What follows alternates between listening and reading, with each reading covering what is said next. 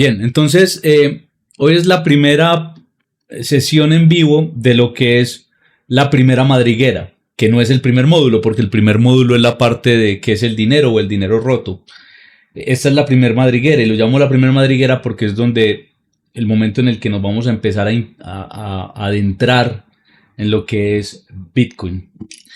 Y básicamente, para empezar a ver lo que es Bitcoin, tenemos que ver cuál es su arquitectura y un poco de dónde nació, de dónde proviene esto que es lo que vamos a estudiar.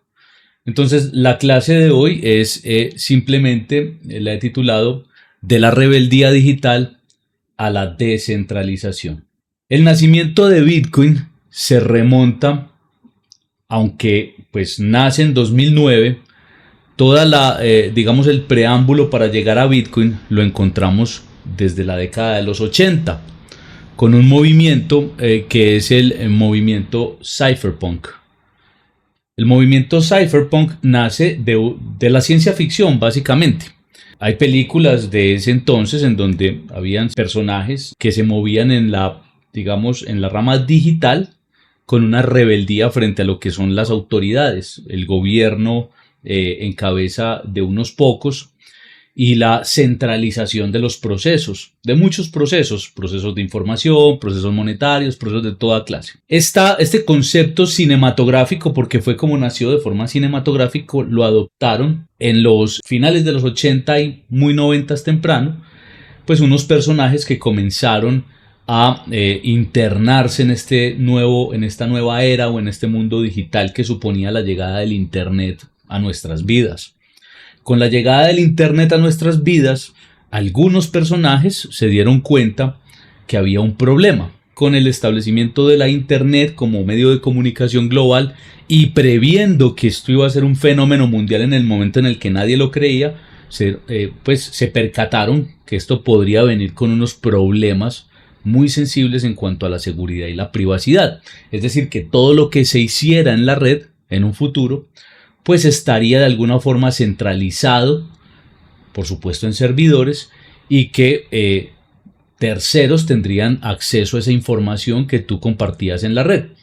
Claro, ellos en su momento, como era un movimiento cypherpunk, pensaban en temas de gobierno, porque el gran hermano es el llamado a ser el gran hermano es el gobierno, el ojo que todo lo ve. Y pues más allá de que sea un tema de que si son criminales o no, más allá de eso, pues la preocupación era en cuanto a la privacidad. Por supuesto, con el tiempo nos dimos cuenta que esto efectivamente sí ocurrió y que no solamente era un problema de un ojo que todo lo ve gubernamental, sino de toda clase de instituciones públicas y privadas. Hoy por hoy, nuestra privacidad casi ya no existe.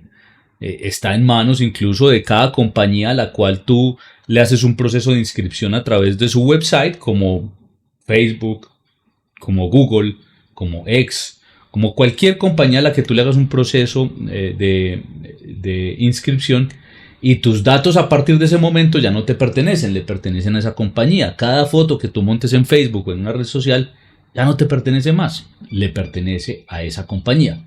Y con el tiempo esto supone un problema, que lo vimos hace un par de años en relación a Meta y los problemas que tuvo Zuckerberg con el gobierno de los Estados Unidos, porque aparentemente Zuckerberg filtró información privada de sus usuarios a agencias de inteligencia. Por supuesto, vamos a ponerlo en buen recaudo con aras de buscar perfiles de terroristas, criminales, etcétera. Pero en donde caemos todos, ¿cierto? Porque pues se filtra todo.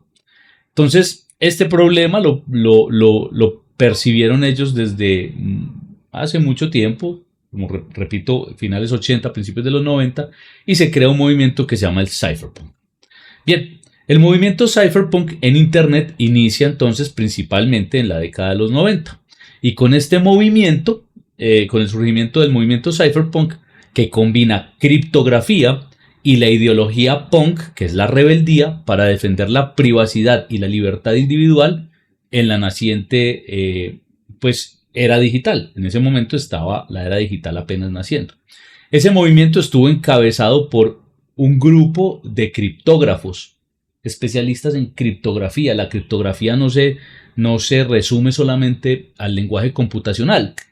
El sistema de jeroglíficos de los egipcios era un sistema arcaico de criptografía, o el sistema que utilizaban los alemanes para comunicarse en la Segunda Guerra Mundial, Primera y Segunda Guerra Mundial, era un sistema de criptografía.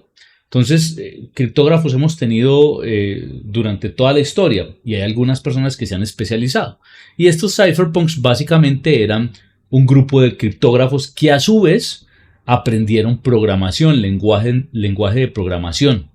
Entonces eran criptógrafos y programadores que comenzaron a entender bien el código con el cual estaba construida la infraestructura del World Wide Web, que es la WWW.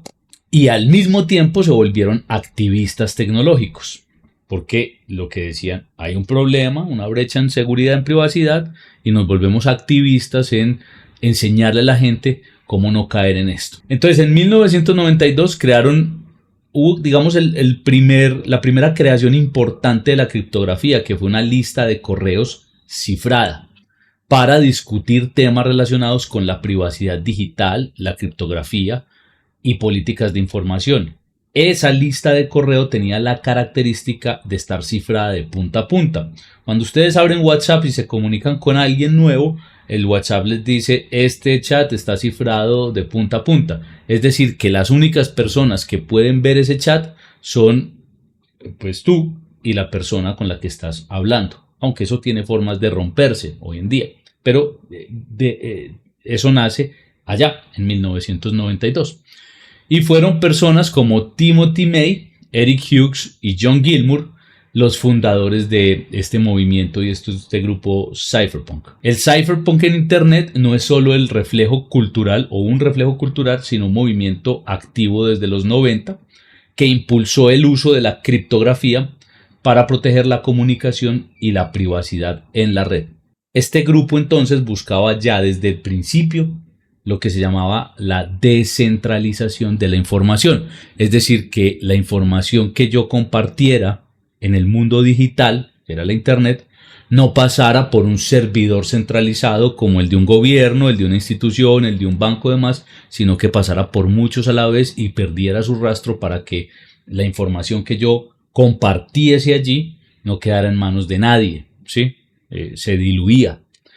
Así, entonces llegamos posterior a este movimiento a la blockchain, y es en 1992 también donde vemos el primer intento o la teorización de lo que llamamos blockchain, porque cuando hablamos de blockchain todo el mundo piensa que es una cosa nueva de hoy en día.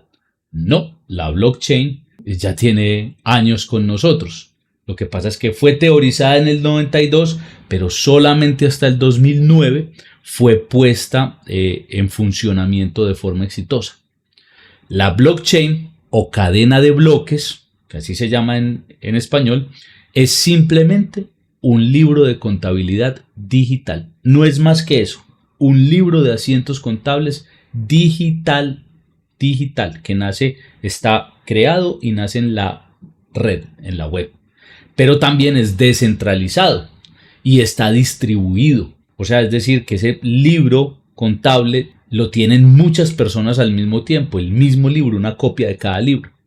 Entonces está distribuido y al tenerlo mucha gente lo hace también descentralizado porque no está en control de una sola persona, sino de muchos, pudiendo cualquiera tener una copia de ese libro digital, de esa blockchain, y verificar la información que sea exactamente igual al libro que tiene Pepito, al que tiene Bob, al que tiene María, y todos los libros sean iguales. Entonces es descentralizado y distribuido. Y registra transacciones de forma segura e inmutable en una red de computadores. ¿Qué significa inmutabilidad?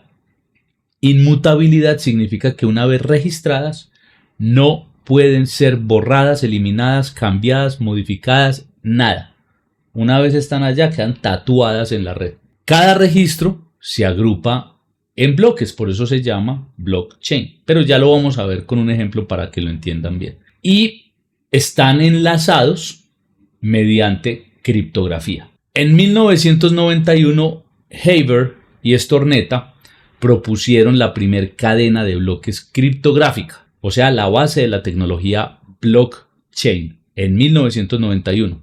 En 1992, Ralph Merkle introdujo un concepto que se llaman los árboles de Merkle, que son fundamentales para la verificación eficiente de los datos que hay dentro de ese libro contable. Y los veremos en toda esta sección del white paper. Hay una lección dedicada a los árboles de Merkle para entender qué son y cómo funcionan. Simplemente los vamos a mencionar aquí. David Chaum en 1989 presentó, digamos, el primer proyecto de dinero digital. En el 89 ya David Chaum se estaba anticipando a lo que era Bitcoin, o lo que sería Bitcoin en el 2009. O sea, 20 años antes teníamos el primer proyecto muy incipiente de lo que sería un dinero descentralizado. Todo esto para concluirles que la historia de Bitcoin y cuando nace Bitcoin no es simplemente por generación espontánea, sino una historia que tiene más de 20 años construyéndose como dinero electrónico, pero un poco más atrás como un movimiento que planteaba la solución a un problema, que era la descentralización y la privacidad de la información. Entonces, llegamos a Satoshi Nakamoto y la revolución cypherpunk, que este es el clímax de todo esto que empezó por allá en los 80. Satoshi Nakamoto es el creador de Bitcoin. ¿Quién es Satoshi Nakamoto? No sabemos quién es Satoshi Nakamoto. No sabemos si es él, no sabemos si es ella, no sabemos si es un grupo de personas, si es una agencia gubernamental, si son hackers, si son el grupo de los cypherpunks o uno de ellos. Sabemos que un día en un foro en la Deep Web, porque esto no se hace en la Internet que vemos, sino en la Internet que no está indexada y para la cual necesitamos una forma de ingresar.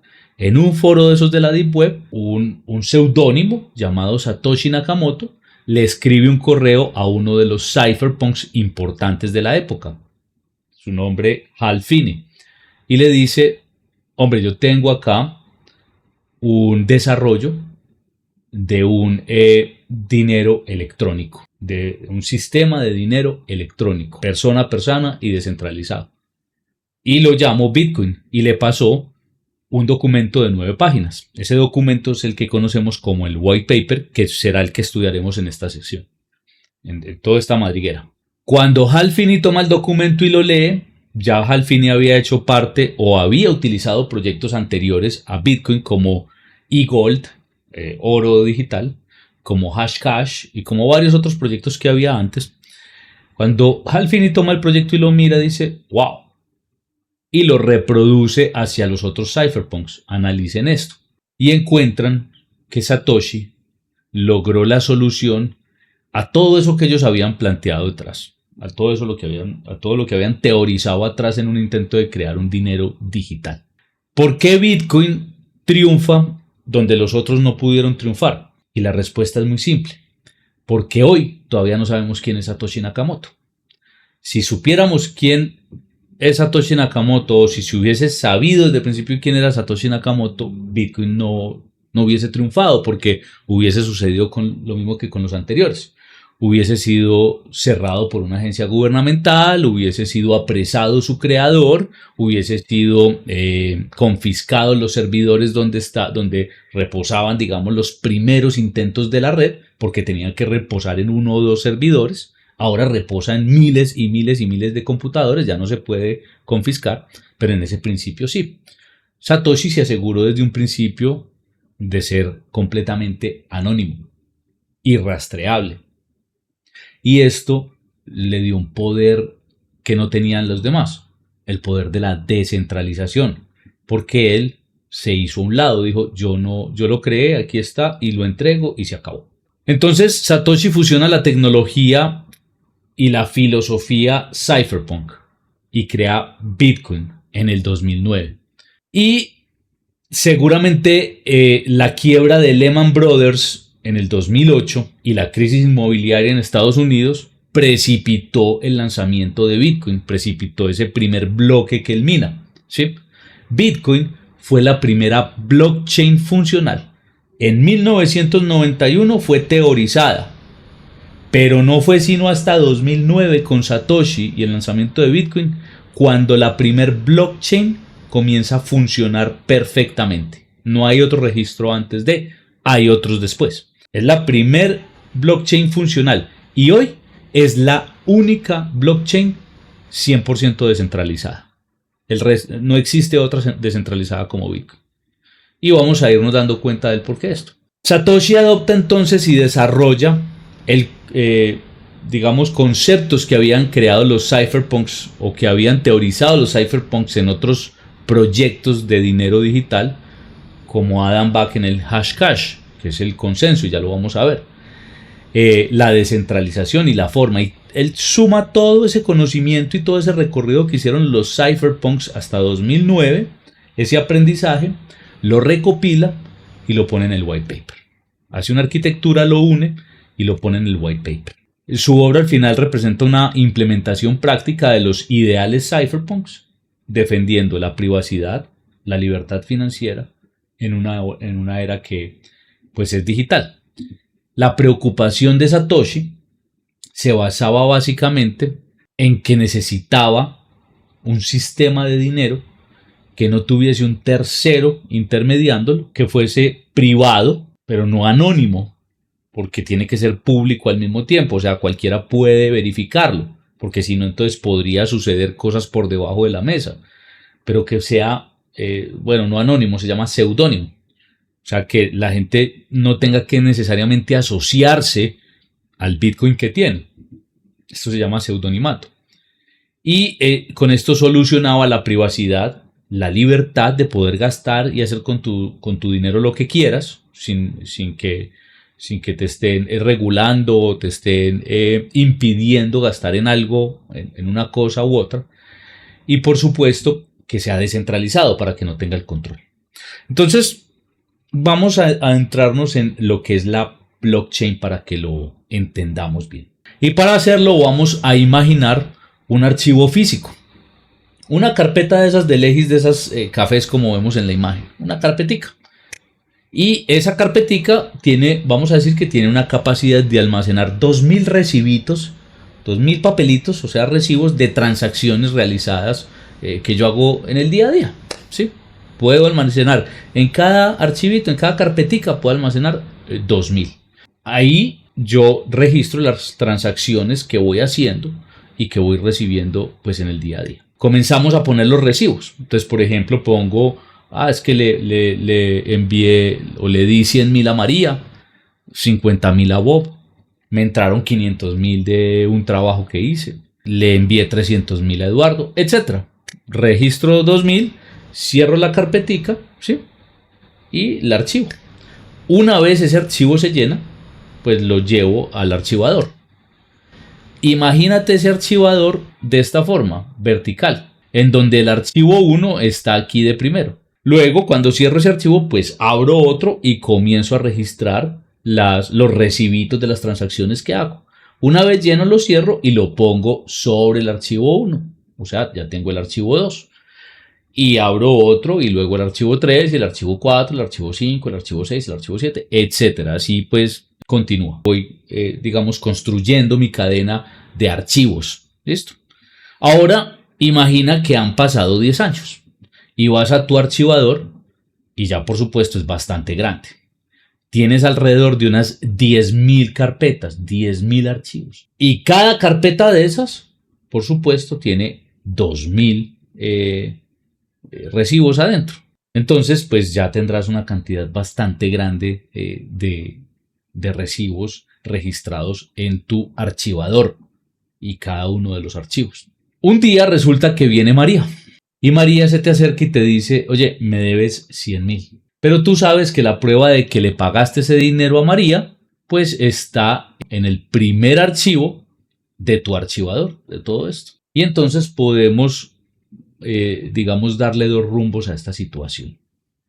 La primera, el primer rumbo, es que como tú tienes un registro de todo este archivador, en el que sabes que ese recibo se encuentra en el primer archivo allá abajo, y que está dentro de la posición 3 de ese archivo, es decir, que de los 2000 registros que hay o recibitos que tiene ese archivo, el número 3 es el recibo de los 100.000 que le diste a María, pues tú con esa información sabes que tendrás que coger los 10.000 archivos que hay por encima, sacarlos, hasta llegar al primer archivo, buscar en la posición 3 el recibo de María, sacarle una copia, enviársela a María, ¿sí? Y volver a, digamos, dejar tu archivo organizado. Y eso, por supuesto, supone un esfuerzo, un gran trabajo, pero lo puedes hacer porque tienes el registro de todo tu archivador, lo tienes perfectamente controlado. La segunda situación es que imagina que María sabe que efectivamente le pagaste los 100.000, pero quiere ir y borrar la prueba de que le pagaste para que le vuelvas a pagar. Entonces María va a tener que ir a tu archivador y va a tener que mover uno a uno cada archivo. Va a tener además que investigarlo, va a tener que estudiarlo, va a tener que tomar recibo por recibo, buscar recibo por recibo, el recibo del pago que tú le hiciste por 100.000 para poder ubicarlo y destruirlo. Porque ella no tiene, digamos, esa guía que tú tienes en donde te dice en qué posición está tu archivo. Y una vez lo encuentre, destruirlo y eliminarlo. La pregunta es, ¿si será posible? Claro, es posible. Es improbable, porque en lo digital no hay nada imposible. Pero es improbable, porque para hacer eso, María va a requerir un gran trabajo. Es más, va a requerir más trabajo que el tuyo. Va a requerir por lo menos el doble del trabajo que tú hiciste. ¿Por qué? Porque María va a tener que ir, deshacer todo tu archivador, revisarlo a uno a uno, destruir el recibo y volver a rehacer todo el archivador y cada uno de los archivos como estaba, para que tú no te des cuenta que María modificó algo en tu archivador. ¿Entienden este concepto hasta ahí? Sí. Perfecto. Ese archivador en Bitcoin se llama la blockchain. Ahora, imagínate que cada uno de estos archivos es un bloque, es lo que llamamos un bloque. Y que cada uno de esos bloques, que podían alojar 2.000 recibitos, ¿sí? Cada uno de esos bloques en realidad tienen una capacidad de 1.000.000 de bytes, es decir, 1 megabyte. En cada bloque cabe 1 megabyte. Es algo así como el disquete ese que utilizábamos de plástico hace muchos años, que creo que le cabían, no me acuerdo cuánto, pero era algo así como 1.5 megabytes. Bueno, esos archivos que vimos acá los llamamos bloques en la parte digital y en Bitcoin. Y cada bloque no tiene una capacidad de 2.000 archivos, de 2.000 recibos, sino de 1.000.000 de bytes, de 1 megabyte. Y eso limita la cantidad de datos que podemos almacenar. Ahora, eso, digamos, en un principio es así, 1 megabyte por cada bloque. Hubo una actualización posterior a la red de Bitcoin que se llamó Segwit. No los voy a enredar aún porque eso lo vamos a ver después, pero la menciono para que sepan, que hizo que cada bloque pasara de tener una capacidad de 1 megabyte a 4 megabytes, es decir, a 4 millones de bytes. Ahora, cada transacción de Bitcoin pesa alrededor de 250 bytes. Quiere decir que en cada bloque, o para el ejemplo nuestro, en cada archivito, nos caben alrededor de entre 2.000 y 4.000 transacciones de Bitcoin. ¿Por qué a veces caben más? Bueno, porque de acuerdo a la cantidad de direcciones que utilicemos como destino, pues puede pesar más o puede pesar menos, pero eso lo veremos después. Pero para que se hagan una idea, cada archivo, cada bloquecito puede contener entre 2.000 y 4.000 transacciones de Bitcoin, el de 1 megabyte, o sea, los bloques antiguos. Los bloques después de la actualización pueden contener alrededor de entre 8.000 y 16.000 transacciones, de entre 8.000 y 16.000 transacciones. La red de Bitcoin hoy tiene alrededor de 900.000 bloques y cada 10 minutos se produce un bloque nuevo que se pone sobre el anterior. Es decir, que hoy podríamos estar hablando de un registro de mucho más de 3.600 millones de transacciones, ¿vale? Y si me entendiste la parte anterior, cada bloque nuevo asegura el anterior porque se pone encima. Si yo quiero modificar el bloque que está abajo, tengo que destruir el bloque que hay por encima. Por eso cada bloque asegura el anterior. Entonces, para poder modificar el anterior, debes deshacer lo que está por encima, uno o los que estén. Y esto, como ya lo vimos en el ejemplo de María, supone una grandísima cantidad de trabajo. Y esa cantidad de trabajo en Bitcoin es trabajo computacional. Lo veremos en las lecciones más adelante, pero es para que se vayan creando la idea. La arquitectura de esto termina siendo tan perfecta porque no hay un incentivo para intentar llevar a cabo ese trabajo tan exagerado de deshacer bloques para ir a un bloque anterior y tratar de modificar una transacción o apropiarme de unos fondos que estén en una transacción. No hay el suficiente incentivo. ¿Por qué? Porque con la misma capacidad computacional que yo deshiciese ese trabajo para modificar la red, produzco más Bitcoin aportando de buena forma a la cadena, es decir, haciendo minería. Entonces Satoshi en el libro blanco dice, mire, al final de cuentas es muy improbable que haya la energía suficiente y la capacidad computacional suficiente para deshacer todos estos bloques que hay por encima, estos trabajos, este trabajo que se le puso a estos 900.000 bloques. Es improbable que haya la cantidad de energía y la capacidad computacional para eso. No, que la computación cuántica, después lo van a ver, pero supongamos que sí. Supongamos que la computación cuántica fuera capaz de desarmar esto. Satoshi al final nos dice, aquí está la matemática y nos da las formas, nos dice, si alguien tiene esa capacidad computacional, le va mejor minando y contribuyendo a la red, gana más Bitcoin y más dinero que atacando la red. Entonces no hay un incentivo para que la red sea atacada.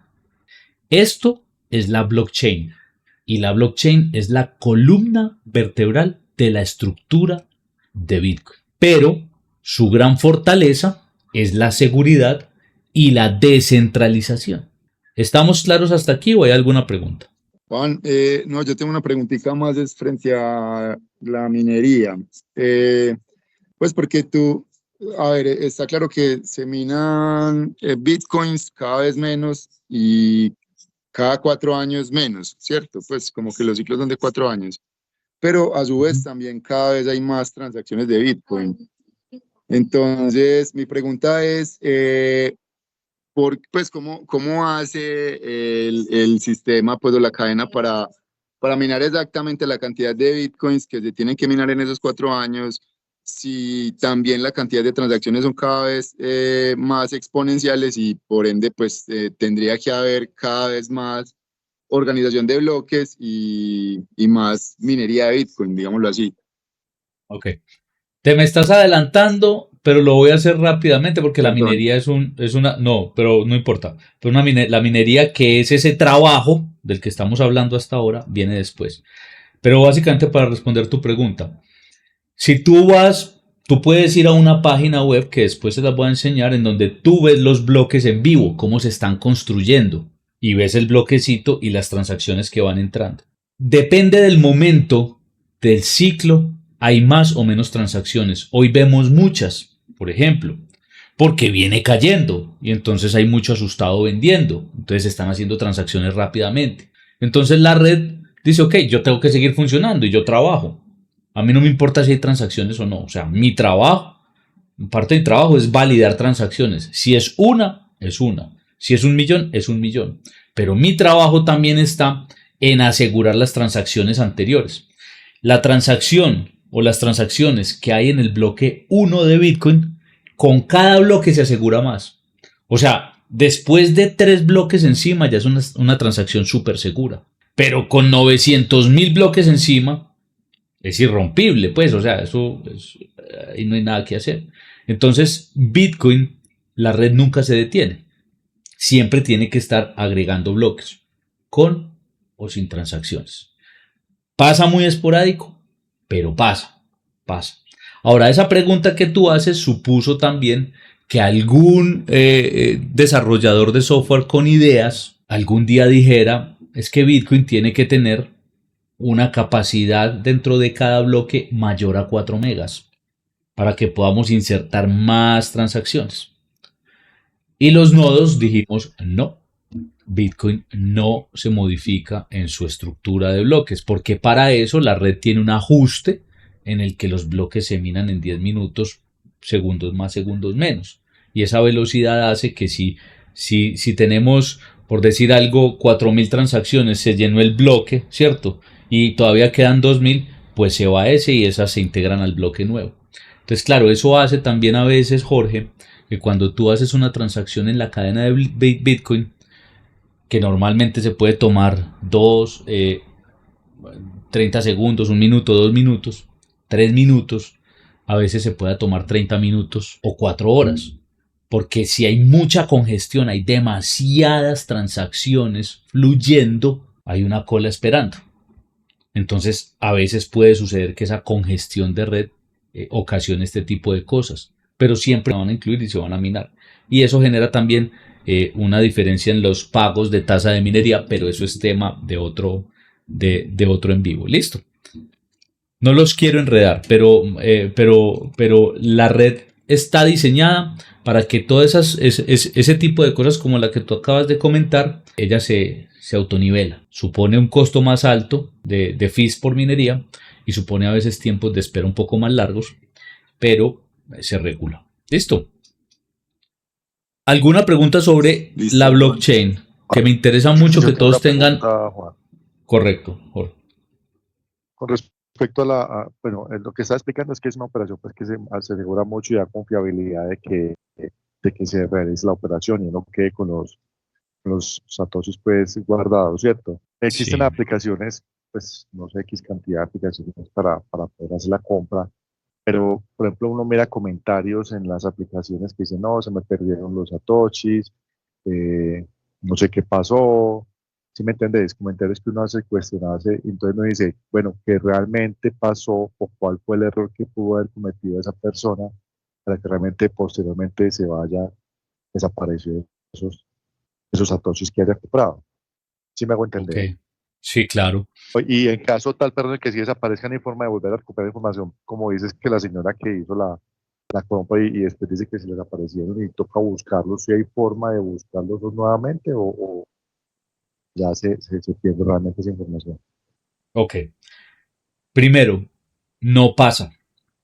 En la red de Bitcoin no pasa. La red es pública. Cuando tú envías de tu dirección de Bitcoin a otra dirección de Bitcoin, tú entras a la blockchain, porque puedes entrar en cualquier ordenador y no tienes que descargar nada, es una página web, y tú ves el bloque en el que ingresó tu transacción y con el identificador de transacción tú lo ves en el bloque y ves tu dirección y la dirección hacia la que va. Entonces, si a ti alguien te dice, no, es que se me perdieron, no me llegaron, tú dices, ok, voy a la blockchain, y dices, mira, aquí están las confirmaciones. Tu Bitcoin sí llegó, ¿cierto? Ahí está. Es que se me perdieron. Bueno, ingresó mal la dirección de destino, porque son direcciones tan largas que ingresarlas de forma manual es un suicidio porque vas a cometer algún error, son alfanuméricas y reconocen mayúsculas, minúsculas y demás. Entonces eso no se ingresa de forma manual, por eso los dispositivos de custodia de Bitcoin tienen lectores de QR o tienen lectores de códigos, ¿cierto? Entonces no se ingresan de forma manual porque se cometen errores. O lo enviaste a una dirección que no es, y es una estafa que se comete, pero demasiado. Te envían una dirección, te dicen, mira, mándame los bitcoins acá que entonces para que los invirtamos en este proyecto, no sé qué, los enviaste, se perdieron, nunca más volvió. Pero en Bitcoin eso no sucede, porque la red es pública. Si tú verificaste la dirección de destino o entregaste tu dirección de destino tal cual, no tiene por qué perderse. Y para solucionar tu duda, a la hora de que compramos bitcoins o satoshis, que satoshis son las fracciones de bitcoin, digamos es la denominación más pequeña de un bitcoin tiene 100 millones de satoshis.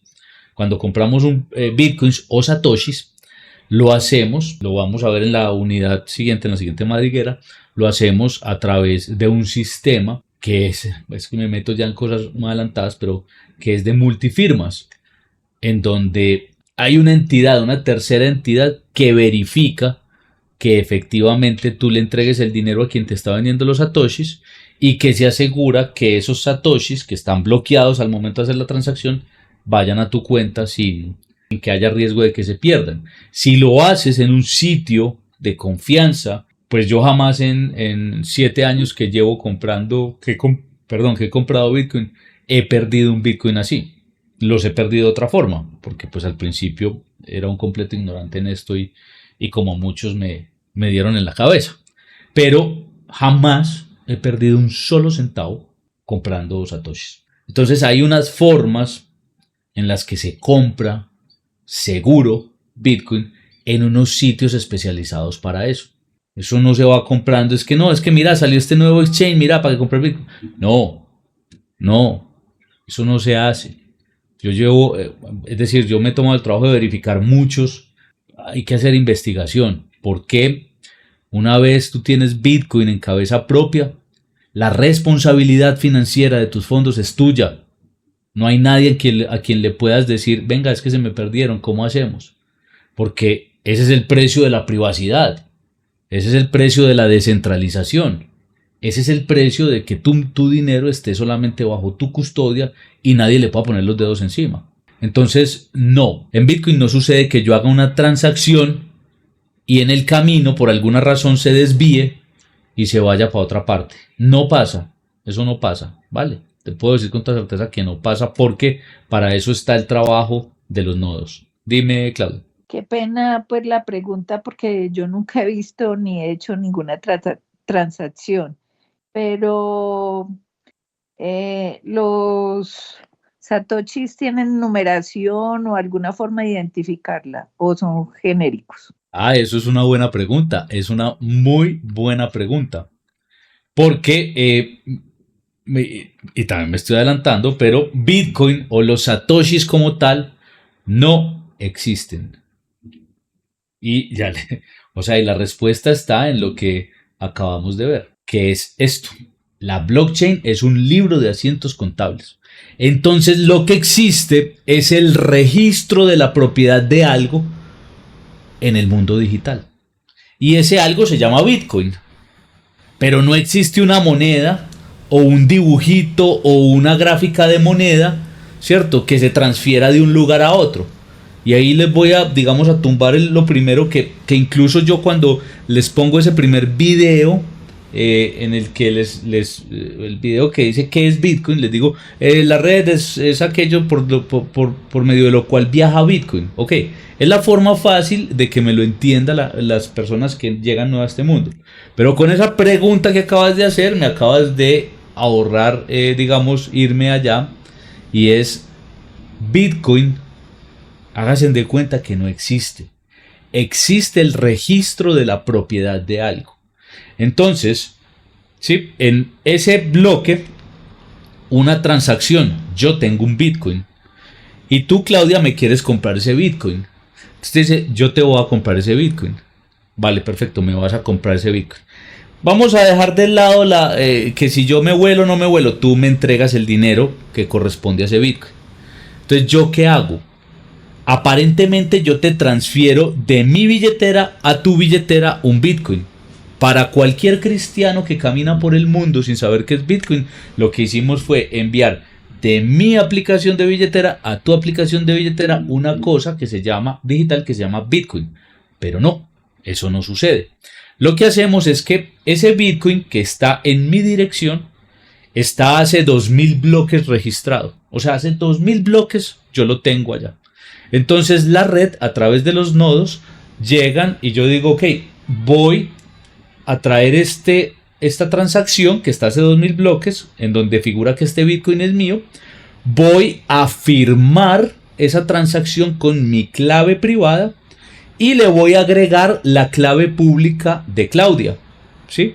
Y con esto le estoy diciendo a los nodos que yo estoy transfiriendo la propiedad de ese asiento contable a Claudia. Entonces yo hago eso y los nodos llegan a hacer un trabajo y bajan toda la blockchain 2000 bloques antes, verifican que exactamente ahí esté esa transacción, que ese Bitcoin me pertenezca a mí, porque la última firma registrada fue la mía, y con esa firma registrada se selló esa propiedad a mi nombre, y con esa firma yo vuelvo a abrir la propiedad para transferírsela a alguien, y anexo la dirección de Claudia, y ahí le estoy diciendo al nodo, esto que es mío va para esta dirección pública.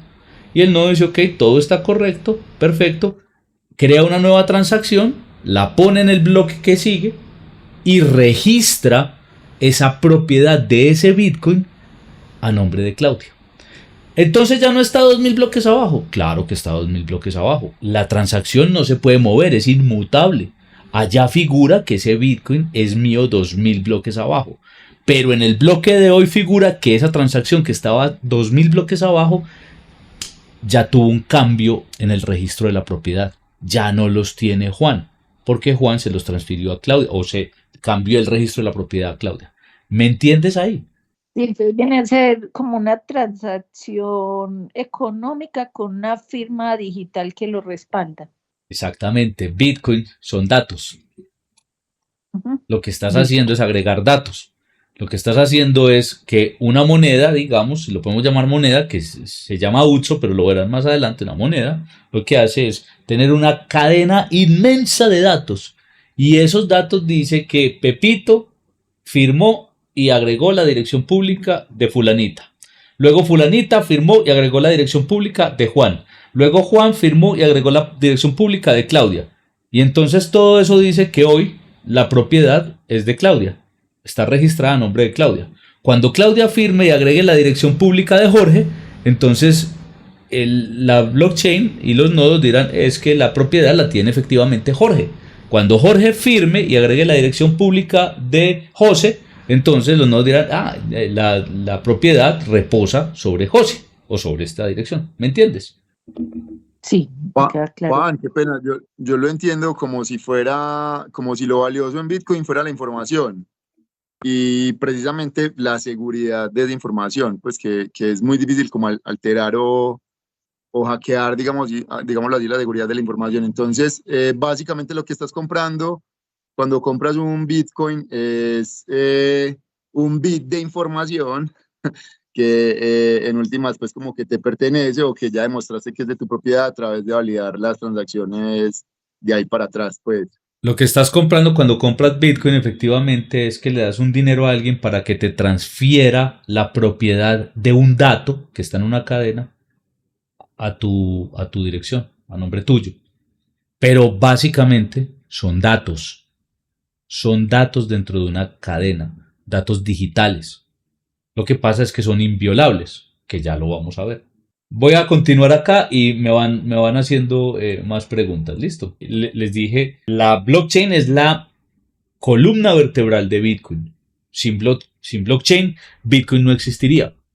Pero la fortaleza no está en la blockchain, porque en blockchain hoy hay muchas cosas, ¿cierto? Incluso hay, por ejemplo, entidades médicas que las historias clínicas las tienen hoy en blockchain. ¿Por qué? Porque, digamos, resguardan esa información ahí. La blockchain es una forma de asegurar datos. Entonces, esa es la columna vertebral de Bitcoin. Pero su fortaleza está en la seguridad y la descentralización, que es lo que vamos a ver ahora y es donde Satoshi tuvo el gran acierto. Bien. Antes de ir a la seguridad, la pregunta es, ok, tenemos que hay unos archivitos que llenamos con recibos, o sea, unos bloques que llenamos con transacciones, que esas transacciones se publican en la cadena, o sea, se llevan al archivador, se llevan a la cadena, se hacen públicos y se arranca otro archivo y demás. Pero ¿quiénes gestionan toda esta vaina? ¿Quién hace todo esto? Y la respuesta es los nodos. Son los nodos los que gestionan todo esto. ¿Qué es un nodo entonces?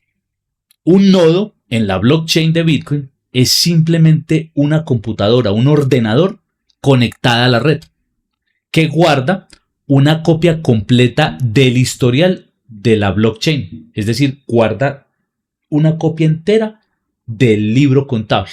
Por supuesto, participa y valida las transacciones que se van metiendo en cada bloque, verificando la información que pues que en cada transacción haya que sea correcta. Por ejemplo, quién envía, y si quien envía tiene la propiedad de eso que está enviando, quién recibe, la cantidad, la hora, la tasa que pagó por, digamos, tasa de minería o fee, etc. De forma sencilla, el nodo lo que hace es mantener y actualizar el registro de todas las transacciones, de todas, porque mantiene una copia de toda la cadena y se actualiza minuto a minuto.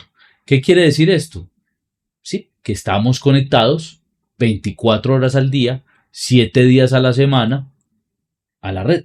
Los nodos tenemos siempre nuestros equipos conectados 24/7, 365 días.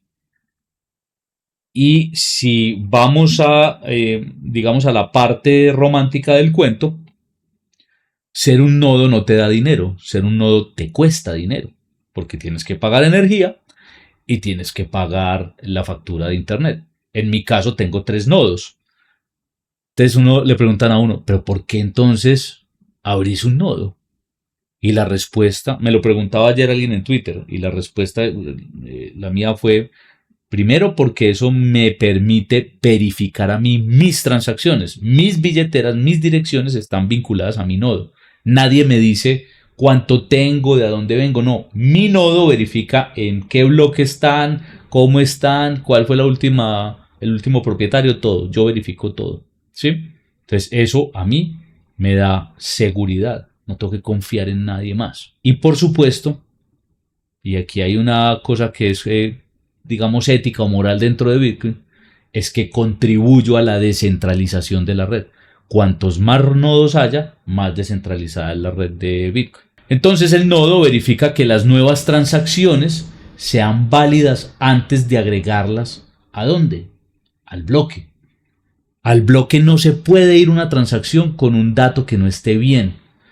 Por ejemplo, que quien firma para transferir la propiedad no sea el propietario. El nodo tiene que validar esto antes de. El nodo hace todo ese trabajo, ¿sí? Y luego el nodo minero es el que se encarga de juntar todo en el bloque y de sellar el bloque y publicarlo en la cadena. Entonces ayuda a transmitir también la información y los bloques a los otros nodos en la red.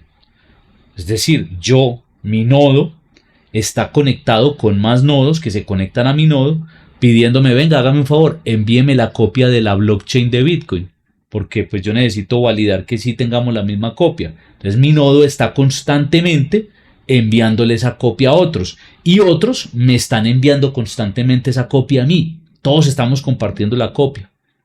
Básicamente, al compartir la copia, nadie puede insertar una copia falsa de la blockchain, porque pues todos tenemos una copia de ella y nos la estamos compartiendo.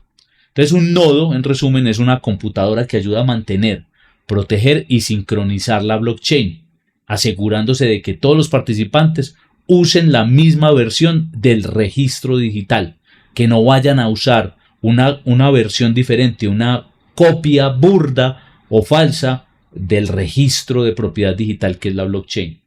Y por ello es que no existe un gobierno de Bitcoin o un CEO, sino que los nodos hacen de esta red algo descentralizado, porque somos los nodos quienes, digamos, ostentamos la capacidad de validar que la información sea así. Hoy hay aproximadamente unos 20.000 nodos públicos alrededor del mundo, públicos, pero se estima que hay entre 60 y 80.000 nodos privados. Se estima porque es imposible verlos. Es decir, no corren en la web, no corren en esa superficie que es la web. Corremos en lo que llamamos la deep web, debajo de esa web indexada. ¿Por qué? Por privacidad. Pero esto hace parte ya de la última madriguera para quienes después de todo esto quieran operar sus propios nodos, ¿sí? Entonces, a estos nodos no se les puede ver ni rastrear. Dime. Entonces aquí se le llama nodo minero. Es el mismo nodo, pero que tiene conectado un equipo, ¿sí? Un hardware con un software muy potente que es capaz de realizar el trabajo que la red exige para asegurar los bloques en la cadena. No todos los nodos son mineros, Pero no se me adelanten a la minería, ¿vale? Porque si no se me enredan. ¿Listo? Vamos paso a paso. Entonces son los nodos los que realizan todo esto. El registro de las transacciones, la validación de que la información dentro de las transacciones sea correcto, que no haya, riesgos de doble gasto, todo. ¿Basado en qué? En las normas del protocolo de Bitcoin. ¿Y dónde están esas normas del protocolo de Bitcoin? En el libro blanco o en el white paper. Allí Satoshi dijo, así es como ustedes nodos deben de trabajar. Y así es como los nodos trabajamos bajo programación. ¿Se puede trabajar por fuera de las normas? Lo puedes intentar, lo puedes hacer, pero eso generaría entonces bloques paralelos a los bloques que se están generando en la cadena. Y como cada nodo tiene una copia de la blockchain, cuando tú trabajas con reglas diferentes, intentas crear una copia diferente de la cadena, pues el único nodo que va a reconocer esa copia eres tú. Porque el resto, al estarse transmitiendo la cadena, la blockchain, se dan cuenta que tu copia no es real, no es cierta. ¿Vale? Entonces, a eso se refiere la descentralización.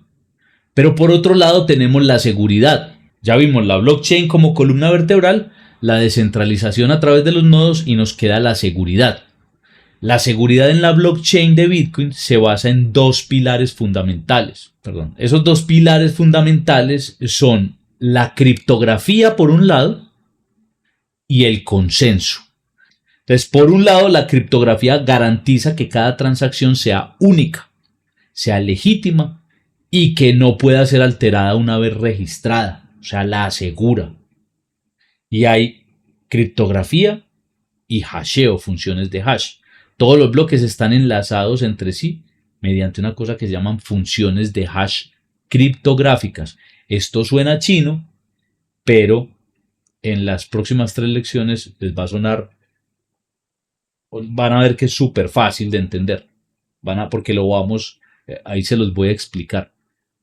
Funciones de hash criptográfica, ¿vale? Entonces la seguridad utiliza funciones de hash criptográficas, formando una cadena imposible de modificar sin alterar toda la estructura. Un proceso que puede ser posible, sí, pero improbable. Y más importante, inviable, porque se pierde en el intento de hacerlo. Entonces no hay un incentivo para hacerlo. Entonces, es lo que les decía, es imposible de modificar sin alterar toda la estructura.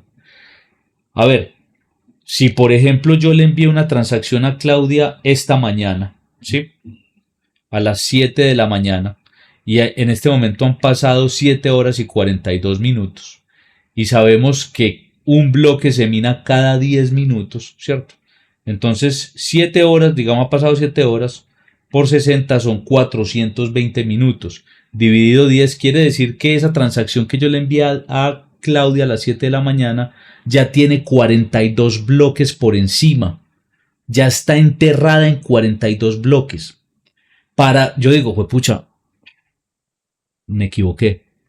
Porque se la tenía que enviar a Claudia, pero la envié a otra dirección, le cambié una letra al final. Ay, pues pucha, le envié algo que no era.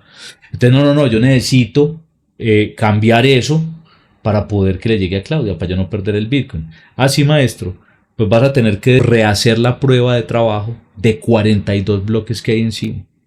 No hay energía hoy en este planeta que sea capaz de rehacer esa prueba, que sea capaz de rehacer esos bloques.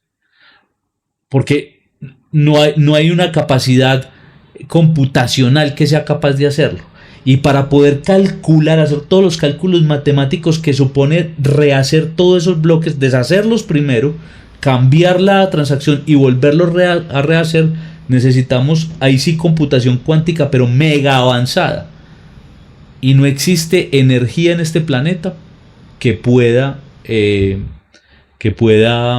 digamos, alimentar un computador cuántico que pueda llegar a hacer eso.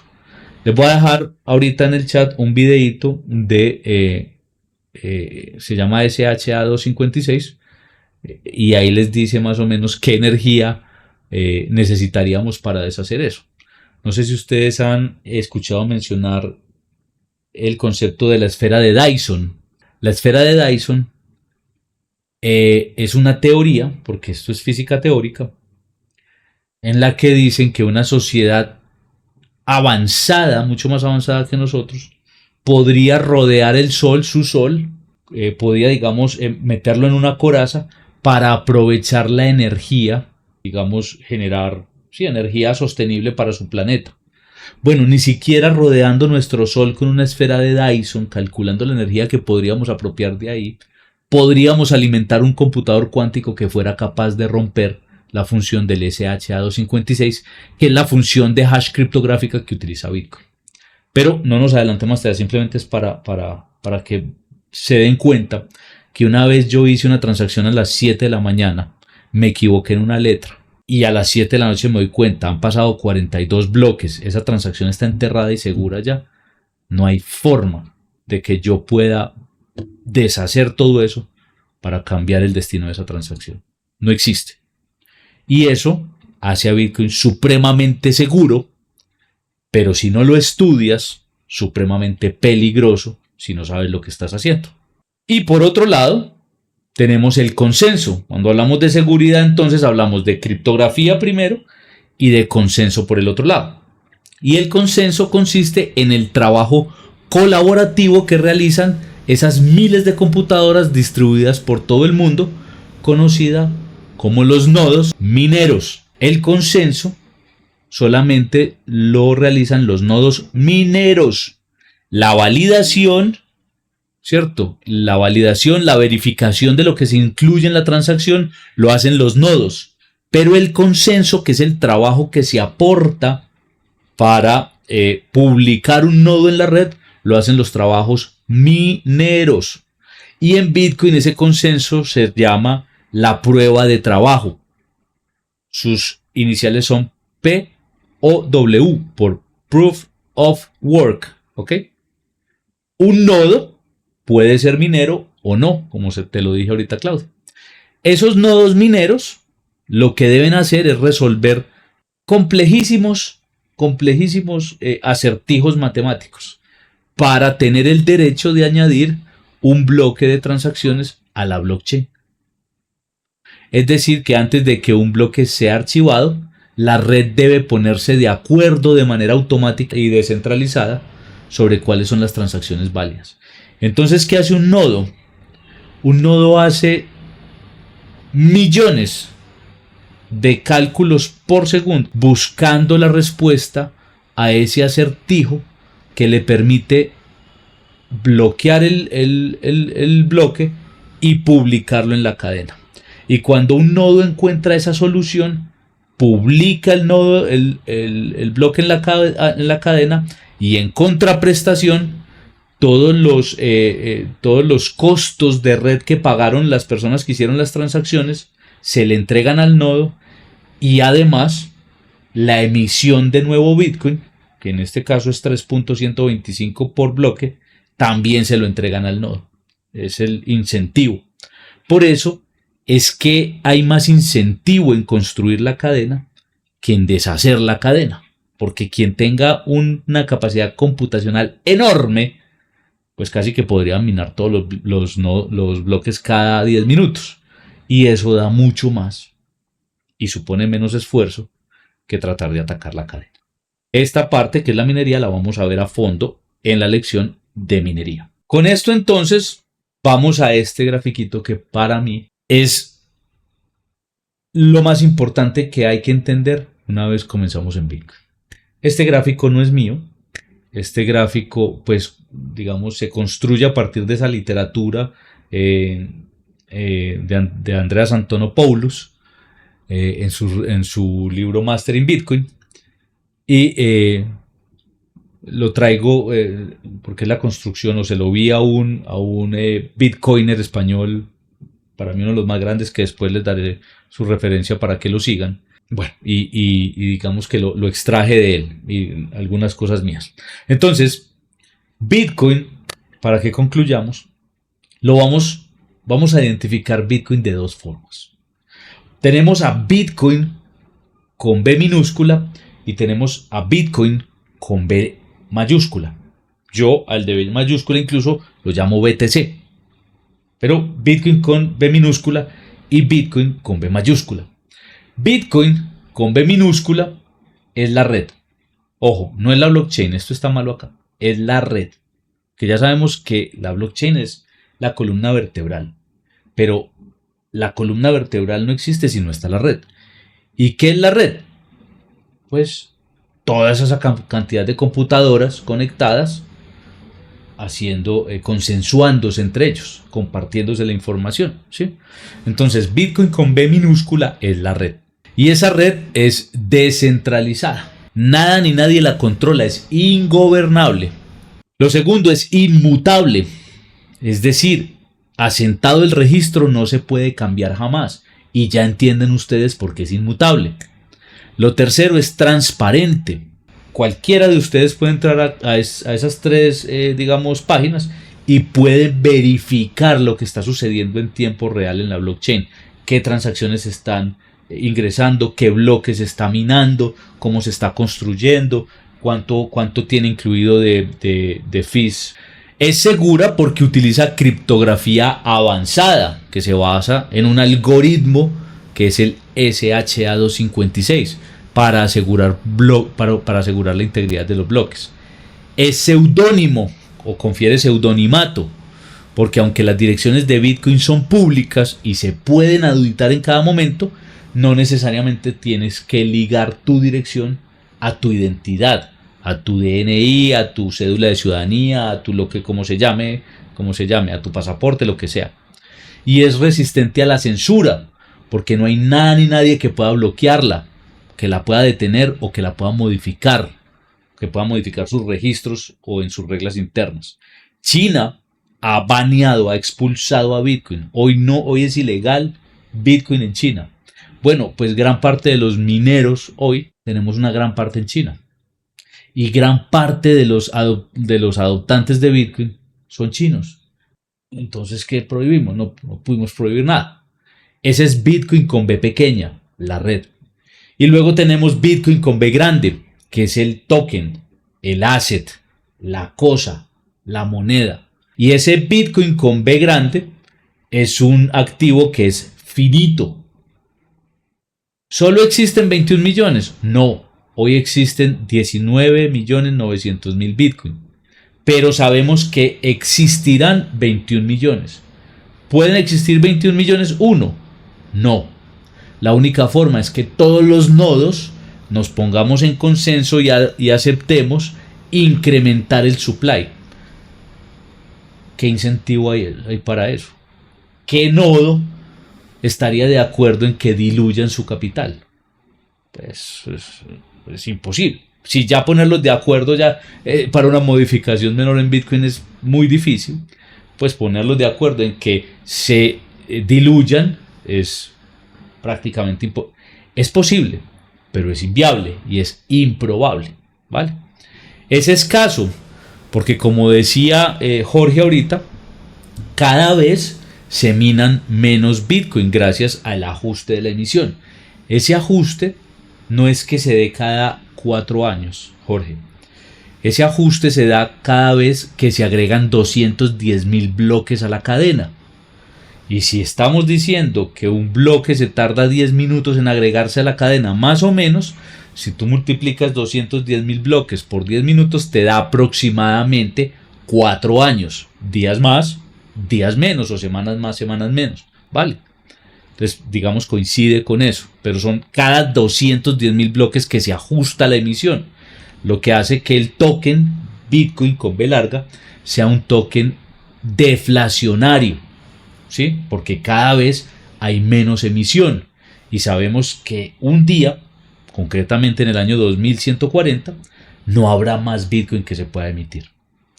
Es divisible. Y esto es importante porque una vez ustedes vieron la primera unidad sobre el dinero roto, sabemos que las características del dinero duro, del dinero fuerte, es su divisibilidad, su escasez, ¿cierto? El scarcity, y entonces y la capacidad de crecer en valor. Entonces es divisible. Cada Bitcoin contiene 8 decimales internos, que es lo mismo que decir que se subdivide en 100 millones de partes. Cada Bitcoin está subdividido en 100 millones de partes.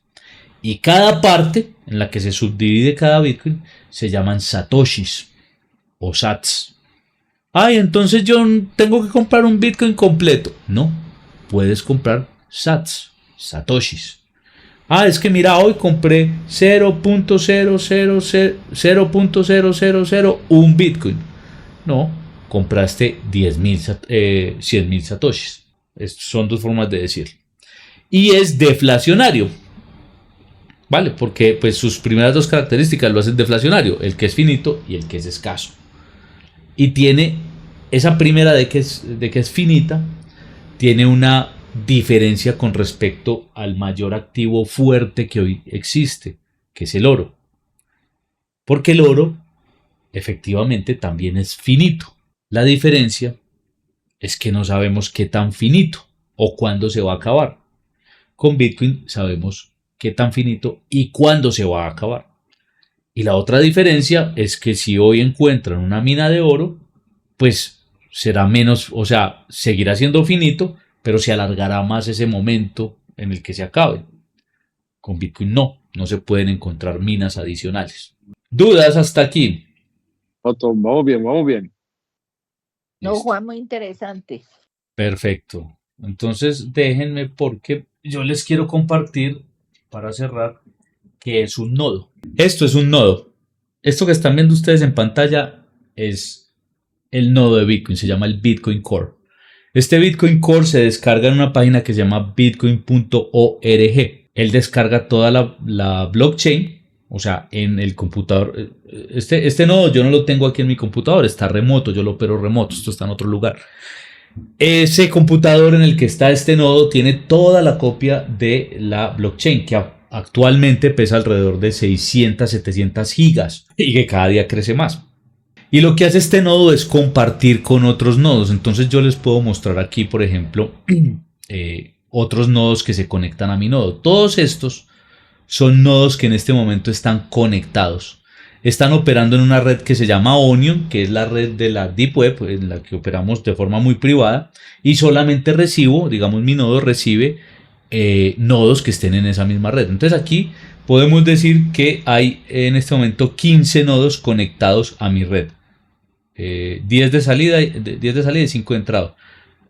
15 más el mío son 16. En este momento ustedes ven aquí 16 nodos privados que no hay forma de detectarlos, que si ustedes abren la aplicación, porque también hay una aplicación donde les muestran los nodos y la ubicación de los nodos en el mundo, pues estos nodos no los van a encontrar ahí, no hay forma de encontrarlos. El tráfico de la red es la información que se comparte en este momento, pero entre esos 15 nodos y mi nodo, ¿sí? Es lo que estamos compartiendo. Y tenemos la información. Aquí está la versión, aquí está, digamos, la carpeta donde está la cadena de bloques. Esto se los muestro porque es un nodo de prueba. Esta es la carpeta donde está la cadena de bloques, ¿sí? Esta es la dirección de salida con la que se comunica mi nodo. Esto es una dirección. Miren lo complicado que puede llegar a ser escribir una dirección. Esto no se escribe manual, porque cualquier error hace que tus fondos se vayan para otro lado. Aunque esta no es una dirección para recibir Bitcoin, es una dirección, digamos, pública, muy similar, que se genera de forma similar a las de Bitcoin. Nos dice que actualmente la cadena está en la altura del bloque número 924.358, es decir, que vamos en el bloque número 924.358. Y aquí está mi pool de memoria. ¿Qué es esto? Este es el número de transacciones que en este momento están entrando a mi bloque, a mi nodo. Este es el número de transacciones que yo estoy verificando. En este momento está 2670, 80, va creciendo. Miren la rapidez con la que verifica y valida esas transacciones. Se mueve de acuerdo a las normas o a las reglas de Bitcoin. Yo le estoy diciendo a los nodos mineros que yo tengo un paquete en este momento de casi 3.000 transacciones que ya están verificadas. Entonces yo las estoy lanzando en la cadena. y el minero está diciendo, estas ya están verificadas, voy a meterlas en este bloque que voy a empezar a minar. ¿Listo? Entonces, esto yo lo hago y el minero las toma y las mete en un bloque y empieza a trabajar, a tratar de ganar la carrera, de tratar de resolver el acertijo. El que primero resuelva el acertijo se lleva. Y esas transacciones pueden estar en el bloque de un nodo o de 5000 nodos, porque como yo las estoy publicando, los nodos empiezan a coger, los nodos mineros, esta. Por supuesto, ¿cuáles van a preferir? Las que mejor pagan sobre las que menos pagan.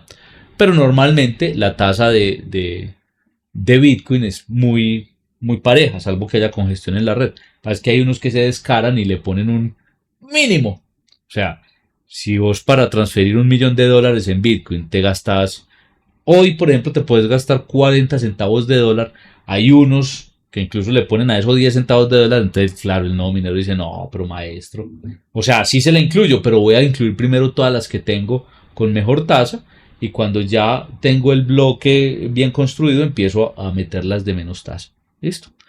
Y esto tiene una consola que me permite a mí trabajar sobre la red de Bitcoin. Esto ya es un tema avanzado, que es el que verán pues las personas que se interesen en tener su propio nodo ya en la última lección. Entonces yo aquí puedo verificar los puertos de comunicación, que efectivamente mi nodo no se esté comunicando en red pública, sino que esté publicándose solamente en Deep Web, ¿cierto? Entonces aquí me dice, sí, aquí nos estamos comunicando solamente en red web, podemos recibir, ¿cierto? Y yo puedo configurar todo esto desde aquí. Esto lo enseño a hacer en el último módulo. Pero esto básicamente es un nodo. Este nodo está conectado a su vez con mi billetera. Yo creo que ahí la están viendo, se llama Sparrow, ¿sí? Prueba Bitcoin Mastery, se llama esa billetera. Entonces, esta es una billetera, ¿sí? En esta billetera yo puedo ver, si voy aquí y voy a Settings y voy al servidor, dice que está conectado al Bitcoin Core, a este número y al nodo que se llama este, que es mi nodo, ¿sí? Yo les puedo permitir a ustedes conectarse a mi nodo y yo ser un nodo papá de ustedes y decirles, bueno, venga, yo les valido a ustedes las transacciones, yo les doy toda la información. O puedo decir, no, esto solamente lo voy a utilizar para mí. Entonces, lo que figura acá en el nodo es lo que figura acá también. Claro, lo que pasa es que, pues, obviamente yo tengo más billeteras conectadas, hay otras que no están abiertas. ¿Qué me permite esto? Me permite a mí tener el manejo de todo. Me permite, por ejemplo, ver, es que me hicieron esta transacción, yo quiero ver esta transacción, ¿cómo fue?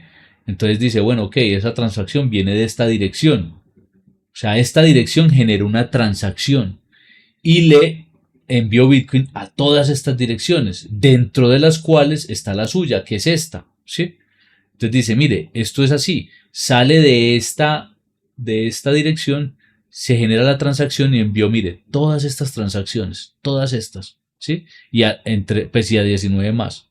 Y si ustedes quieren ver qué es una transacción, que hay aquí abajo, todo esto que ustedes ven, es el registro en la blockchain. Si yo le pongo aquí, por ejemplo, en la mía, aquí, me va a mostrar, miren, aquí debe estar la firma del anterior dueño, por aquí, y él está anexando todas las direcciones a las que va a transferir ese Bitcoin, porque lo va a partir en varios. Y cuando yo pongo la mía, dice, aquí está anexada, en la transacción, está anexada su dirección. La de este, aquí está. La de este, aquí está. La de este, aquí está. Entonces, todo esto que ustedes ven acá es una transacción. Y todo esto es lo que mi nodo está validando que sea correcto.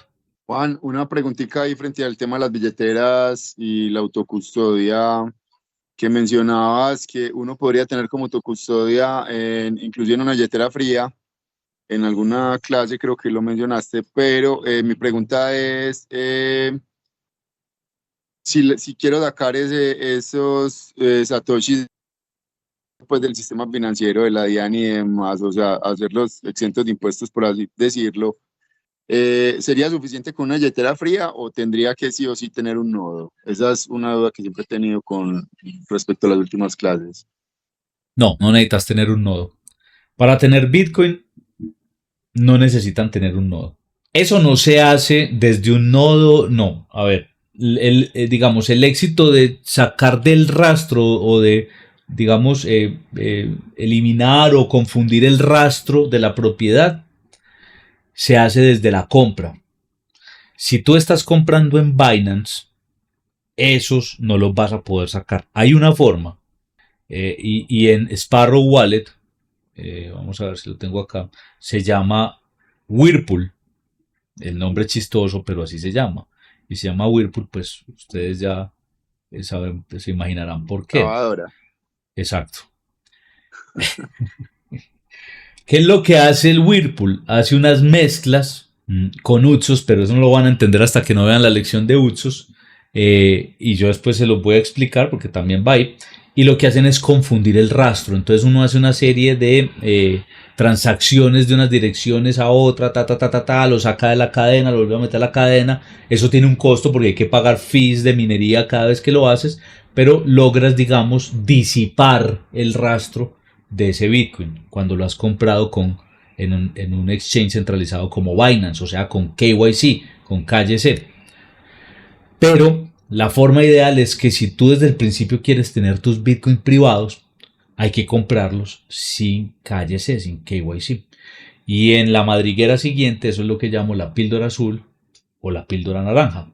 Entonces esto es un mundo muy grande, muchas utilidades.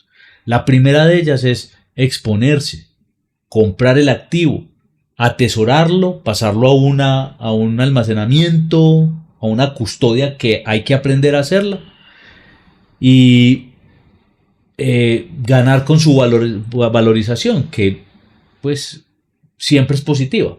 Claro, tiene momentos intermedios como el que vivimos hoy, de volatilidad, cae un 22, 24, 30% y luego te hace un 100% para arriba, ¿cierto?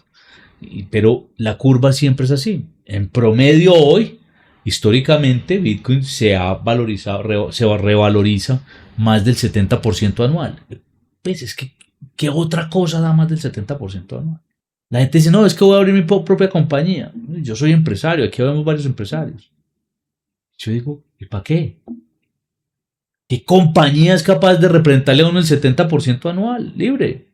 Entonces, esa es la primera función, pero además de eso hay una cantidad de cosas que se pueden construir en la arquitectura para nuestras propias compañías. Por ejemplo, llevo unos meses haciendo un desarrollo de una nube para guardar información, pero esa nube está basada en la red de Bitcoin, pues o en la arquitectura, porque no se hace sobre la red de Bitcoin, se tiene que hacer por fuera de la red, pero está basada en la arquitectura, con la misma seguridad criptográfica, el mismo algoritmo SHA-256, es decir, que tú compras el espacio en tu red y tú tienes el acceso a tu nube.